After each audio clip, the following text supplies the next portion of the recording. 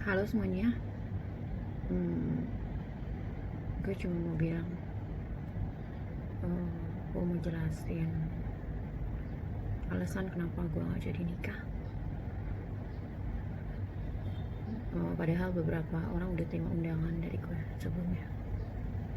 Gue bukan youtuber, bukan selebgram atau apa, tapi gue juga capek jawabin pertanyaan orang satu-satu di WhatsApp bahkan. Sebenarnya gue ini rencana nikah itu tanggal 8 bulan 8 2020. Tapi ternyata ada beberapa hal yang terjadi sebelum tanggal 8 itu yang menyebabkan pernikahan itu ya harus batal dan semuanya berantakan. hmm, Intinya kenapa nikah gue batal bukan karena cowok gue ke gap selingkuh atau karena kita tiba-tiba pisah atau karena apa, tapi penyebabnya karena cowok gue sakit. Pertama itu dia itu divonis eh, kolesterol kolesterol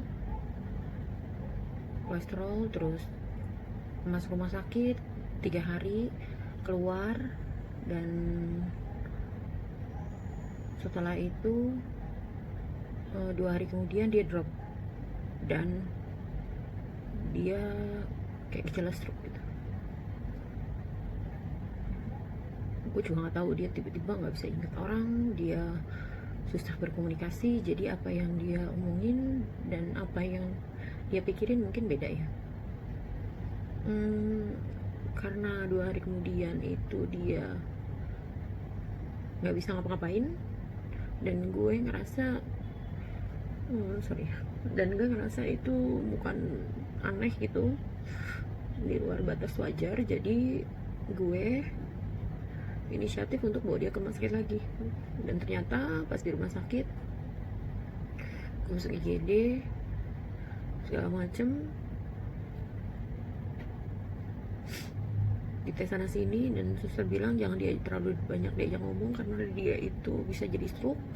Jadi gue ikutin apa kata suster ya, karena lagi zaman pandemi kayak gini, semua prosedur rumah sakit kan memang harus tes rapid ataupun swab. Jadi dia itu sebenarnya udah jalanin rapid tuh beberapa kali, bahkan dia non reaktif gitu, sampai swab juga non reaktif, rapid. Nah tiba-tiba pas dijalanin rapid pada saat itu di rumah sakit di daerah Cirebon, dia positif, dia reaktif, dan akhirnya harus di swab dan ternyata dia positif. Gue nggak tahu tuh yang ada di pikiran gue. Cuman oke, kalau dia kena covid, gue yakin badan dia kuat untuk nahan itu, karena gue itu dari zaman pandemi ini di Cina, dari Desember gue itu sangat aware kayak gitu-gitu, dan gue selalu membaca, bukan cuma dari zaman orang-orang bilang Indonesia nggak akan kena, it's bullshit man. Gue udah prepare dari jauh-jauh. Kapan? Makanya gue pengen cerewet di rumah. Gue orang yang tergolong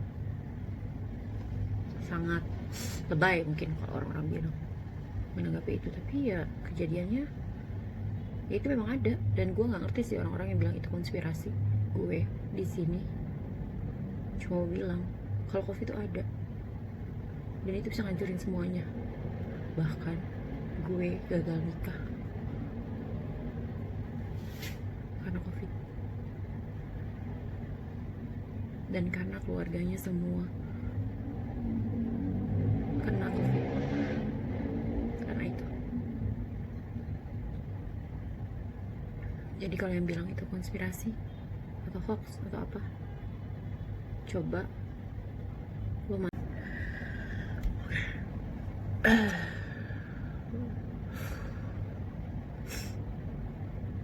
Oke, jadi balik lagi, gue cuma mau bilang cowok gue itu memang kena stroke di kepala, terus itu bikin dia sehari semalam bahkan dia nggak inget gue.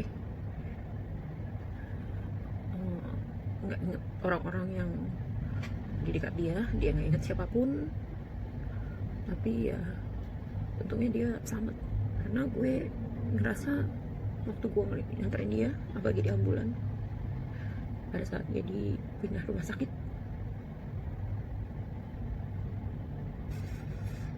dia kayak gak ada harapan gitu. Bahkan gue ngeliat dia tuh kayak, gue gak tau ngejelasinnya gimana, tapi kayak gue gondrong gitu kalau yang pas ngomong. Pas dia lagi ngomong dia sedangkan cowok gue bukan orang yang lemot,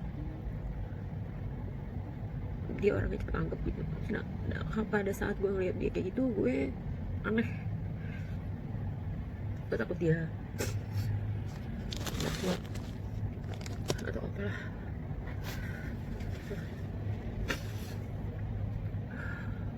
Maaf buat orang-orang yang nanya gue berkali-kali,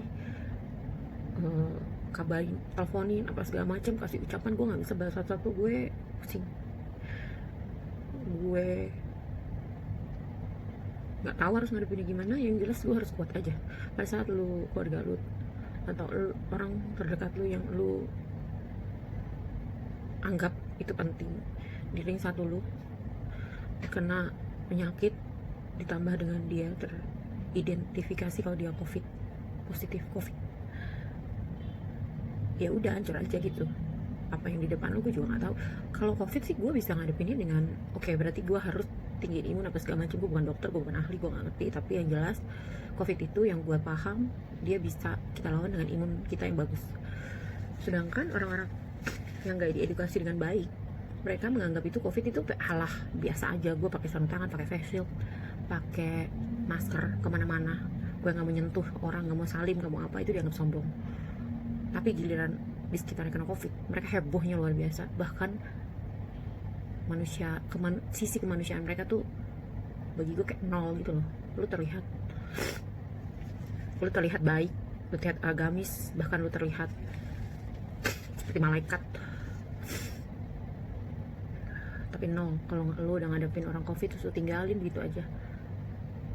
Gue tahu semua orang takut, semua orang bakalan cemas dia itu habis ketemu gue atau ketemu cowok gue atau ketemu siapa itu bakalan kena atau enggak pada saat gue kasih tahu cowok gue itu kena. Tapi banyak cara dan banyak aturan lah, banyak cara lah yang bisa lu pakai kalau lu bener-bener lu berpendidikan, lu berpengetahuan luas untuk nyampein atau peduli sama orang gitu. Orang covid itu bukan monster yang mesti lu, gue tahu sih, memang gue juga merasanya orang-orang itu seperti zombie, tapi mereka itu butuh dukungan juga. Dan gue puji Tuhan, alhamdulillah, gue yang ngurusin cowok gue dari awal dia masuk rumah sakit sampai dia keluar. Tadi masuk lagi, gue standby di sampingnya. Bahkan dia, walau dia udah teridentifikasi positif, gue tetap ada di sampingnya, tetap pegang dia dengan keadaan apapun. Ya karena gue udah, ya udahlah, itu udah terima nasib gitu. Keluarganya semua terdeteksi mereka positif. Mungkin ketularan sama cowok gue. Ada salah satu kakaknya yang enggak, sama adiknya. Bahkan beritanya banyak di mana-mana. Mungkin kalian bisa cek.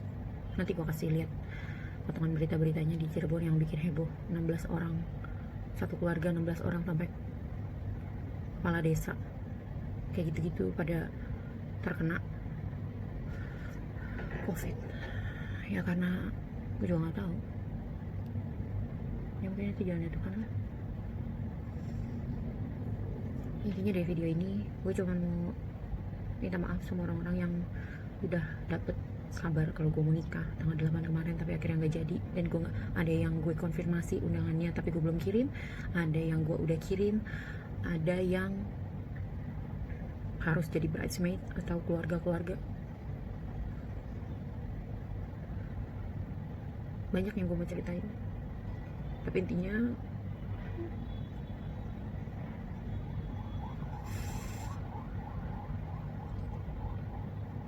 sesuatu yang lo udah rencanain dari kapan tahu hancur gitu aja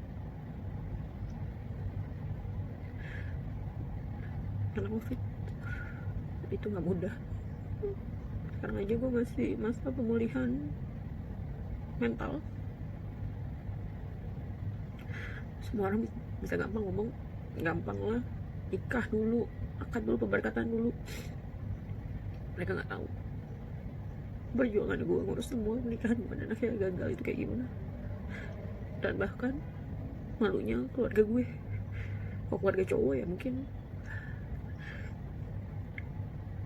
semua keluarga pasti malu ya batal nikah, tapi kayaknya buat keluarga gue yang anaknya 10 tahun udah dipacarin terus mau nikah tau gagal, itu mungkin lebih menyakitkan dan memalukan buat mereka. Maaf buat semuanya, buat keluarga gue, terlebih papa gue.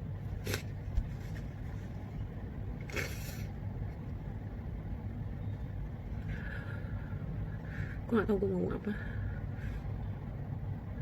Intinya kalau ada yang bilang covid itu bohong, konspirasi, atau cuman ngada-ngadain untuk cari duit, mungkin ada yang ngada-ngadain buat cari duit. Namanya juga tingkah laku orang Indonesia ya, semua bisa dijadiin duit, bisa dijadiin proyek. Tapi ini kejadian real. Gue sih gak ngerti kalau lu ngeliat orang pakai sarung tangan, pakai masker, pakai face shield dan lengkap, dia bener-bener jaga dirinya, lu bilang dia lebay apa segala macam, coba deh lu ngaca.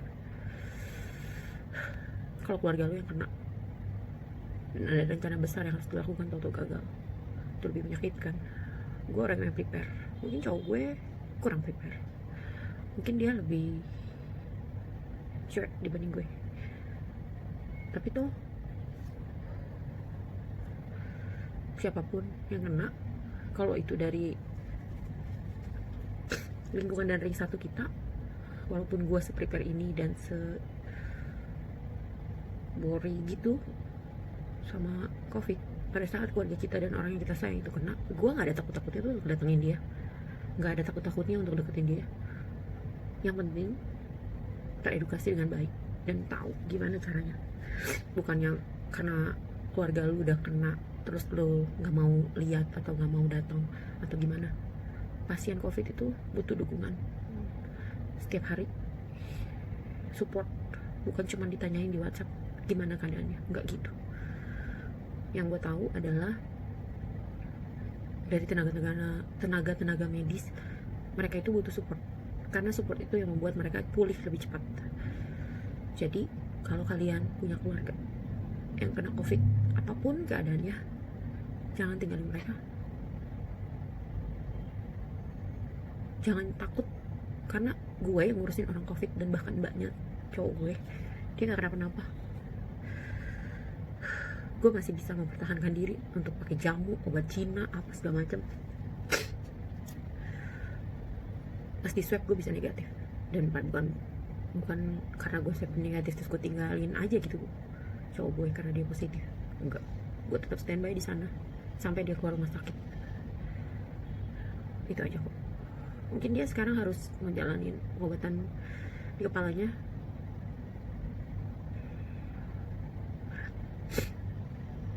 dan gue harus sibuk dengan itu dan ngumpulin biaya untuk dia berobat. Ya, semoga gue kuat juga jalanin ini. Sekian cerita sore gue. Mungkin ada yang dengar, ada bagian orang-orang yang teman-teman gue penasaran sama pernikahan gue segala macam, ya mungkin dengan video ini bisa kejawab. Dan gue gak bisa jawab satu-satu, gue gak bisa WhatsApp lu satu-satu, tapi gue benar-benar minta maaf. Bahkan teman-teman gue yang gue belum ngumumin gue nikah, itu sebenarnya udah ada di list di undangan. Teman SD, SMP, SMA, kuliah. Sekian penjelasan gue. Semoga cerita sore gue ini bisa menjawab pertanyaan-pertanyaan kalian. Kalau yang menganggap nggak penting, ya di skip aja. Selamat sore.